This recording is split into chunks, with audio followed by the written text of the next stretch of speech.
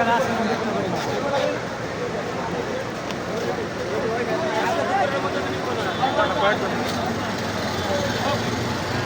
আলাইকুম সবাইকে।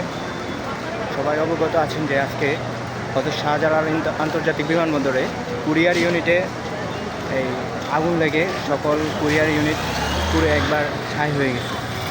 প্রায় 30টা ইউনিট কাজ করতেছে, ফায়ার সার্ভিস 30টা ইউনিট, তারপরেও আগুন নিয়ন্ত্রণে আনা সম্ভব হচ্ছে না।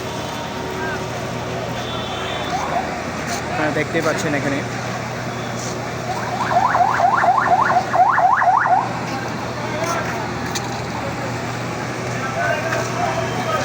আপনাদেরকে খুব কাছ থেকে দেখানোর চেষ্টা করতেছি।